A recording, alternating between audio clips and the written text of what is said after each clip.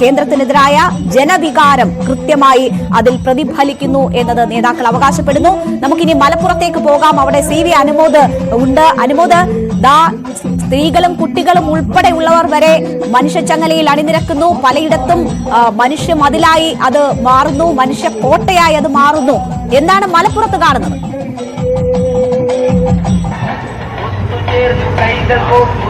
രേണുക, മലപ്പുറത്ത് 70 കിലോമീറ്റർ ദൂരമാണ് ഡിവൈഎഫ്ഐയുടെ മനുഷ്യച്ചങ്ങല തീർക്കുന്നത്. ഐക്കരപ്പടി മുതൽ പുലാമന്തൂർ വരെ 2 ലക്ഷത്തോളം പേരെ അണിനിരത്തിക്കൊണ്ടാണ് മലപ്പുറത്ത് ഡിവൈഎഫ്ഐയുടെ മനുഷ്യച്ചങ്ങല തീർക്കുന്നത്. നമ്മളിപ്പോൾ നിൽക്കുന്നത് മലപ്പുറം കുന്നുമലിലാണ്. നമുക്ക് കാണാം ഇടതു CPM-ന്റെ മുതിർന്ന നേതാക്കളെല്ലാം തന്നെ ഇവിടെ എത്തിയിട്ടുണ്ട്. ജില്ലാ സെക്രട്ടറി എൻ മോഹൻദാസ്, അതുപോലെ തന്നെ A വിജയരാഘവൻ, MLA നന്ദകുമാർ തുടങ്ങിയവരെല്ലാം തന്നെ ഇവിടെ മലപ്പുറം കുന്നുമലിലാണ് മനുഷ്യച്ചങ്ങല അണിനിരുന്നത്. അതുപോലെ തന്നെ മുതിർന്ന അഭിനേത്രിയായ നിലമ്പൂർ ആയിഷയും ഈ മലപ്പുറം കുന്നുമലിൽ വെച്ചാണ് ഈ മനുഷ്യച്ചങ്ങലയുടെ ഭാഗമാകുന്നത്. ശ്രീ നന്ദകുമാർ MLA ചേരുന്നു. നന്ദയുടെ എങ്ങനെയുണ്ട് പ്രതിഷേധത്തിന്റെ ഒരു? അതിശക്തമായ പ്രതിഷേധമാണ് ഉയർന്നു വന്നുകൊണ്ടിരിക്കുന്നത്. കേന്ദ്ര ഗവൺമെന്റ് കേരളത്തെ സാമ്പത്തികമായി തകർക്കാൻ ഉപരോധിക്കുന്ന ഒരു ഉപരോധം ഏർപ്പെടുത്തിയിരിക്കുകയാണല്ലോ. അതിന്റെ ഫലമായി വിഷമം അനുഭവിക്കുന്ന എല്ലാ വിഭാഗവും കക്ഷി രാഷ്ട്രീയത്തെ അതീതമായിക്കൊണ്ട് ഈ ഉപരോധ സമരത്തിൽ പങ്കെടുക്കുന്നുണ്ട്. അത് ഓരോ ദിവസം കൂടുന്തോറും ശക്തി പ്രാപിച്ചു വരികയാണ്. ഇപ്പോൾ അടുത്ത ദിവസം നീതി ആയോഗിന്റെ ഉത്തരവാദപ്പെട്ട കേന്ദ്രങ്ങളുടെ വ്യക്തി തന്നെ ഇപ്പോൾ ഒരു അഭിപ്രായം പറഞ്ഞ് നിങ്ങൾ ശ്രദ്ധിച്ചു കാണും.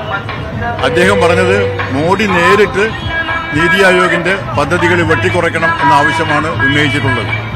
അതിന്റെ ഫലമായി സാമൂഹ്യ സുരക്ഷാ പദ്ധതികൾ ആരോഗ്യ മേഖലയ്ക്കകത്ത്, വിദ്യാഭ്യാസ മേഖലയ്ക്കകത്തൊക്കെ നീതി ആയോഗ് നിർദ്ദേശ രൂപത്തിലേക്കുള്ള ആനുകൂല്യം കൊടുക്കാത്തതിന്റെ ഫലമായി സംസ്ഥാനങ്ങൾക്കാണ് അതിന്റെ ബാധ്യത വരുന്നത്, കേരളത്തെ ബാധിക്കുന്നതല്ല.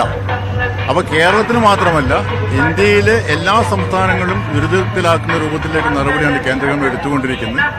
അതിനെതിരായ ഒരു പ്രതിഷേധം കൂടിയാണ്. ഡൽഹിയിൽ 8-ാം തീയതി ചേരുന്ന സമരത്തിൽ മറ്റു സംസ്ഥാനങ്ങളിലെ പ്രതിനിധികൾ കൂടി പങ്കെടുക്കുമെന്നാണ് ഞങ്ങൾ വിശ്വസിക്കുന്നത്. ഹംസക, വലിയ സമരമാണ്, എങ്ങനെ കാണുന്നു ഈ പ്രതിഷേധത്തെ? ഇത് ഇങ്ങനത്തെ ഒരു സമരം സംഘടിപ്പിക്കാൻ ഡിവൈഎഫ്ഐക്ക് മാത്രമേ കഴിയുള്ളൂ. ഇതൊരു അത്ഭുതകരമായ സമരം തന്നെയാണ്. കുട്ടികൾ വളരെ ആവേശത്തിലുമാണ്. കേന്ദ്രത്തിന്റെ അവഗണനയിൽ ഏറ്റവും അധികം ബാധിക്കുന്ന യുവാക്കളെയാണ്. റെയിൽവേയിൽ പണിയില്ല, മറ്റ് ഡിപ്പാർട്ട്മെന്റിലില്ല, വിമാനത്താവളത്തിലില്ല, ഒരു വേക്കൻസി ഫില്ലപ്പ് ചെയ്യുന്നില്ല, പുതിയ ആളെടുക്കുന്നില്ല. പലതരത്തിലും സാമ്പത്തിക അരാജ്യം ഇതെല്ലാം കൂടി വെച്ചിട്ട് കുട്ടികൾ വളരെ ക്ഷുഭിതരാണ്.